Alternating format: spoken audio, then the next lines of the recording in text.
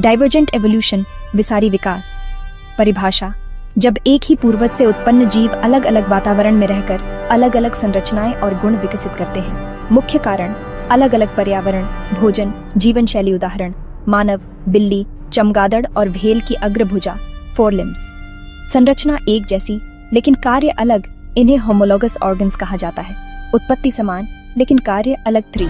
Parallel evolution, समांतर विकास। परिभाषा: जब दो अलग अलग जातियां जो किसी हद तक आपस में संबंधित हों, समान दिशा में अलग अलग रहकर समान गुणों का विकास करती हैं। मुख्य बिंदु: इन जीवों में एक सामान्य पूर्वज होता है।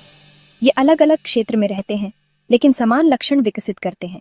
उदाहरण: ऑस्ट्रेलिया के मार्सुपियल और अन्य महाद्वीपों के प्लेसेंटल स्तनधारी, जैसे ऑस्ट्रेलिया का मार्सुपियल वुल्फ और प्लेसेंटल वुल्फ उड़ने वाले स्तनधारी, जैसे शुगर ग्लाइडर और फ्लाइंग स्क्विरल। तुलना सारणी, कंपैरिजन टेबल इन हिंदी। प्रकार: उत्पत्ति समानता। उदाहरण: अनकन्वर्जेंट, अलग अलग कार्य में समानता। चमगादड़ और पक्षी, एनालोगस डिवर्जेंट, समान रचना में समानता। मानव और भेल की भुजा, होमोलोगस पैरेलल, संबंधित विकास की दिशा समान। शुगर ग्लाइडर और फ्लाइंग स्क्विरल, मिलती जुलती। प्रश्न: चमगादड़ और पक्षियों के पंख किस विकास का उदाहरण है? उत्तर: बी, कन्वर्जेंट एवोल्यूशन।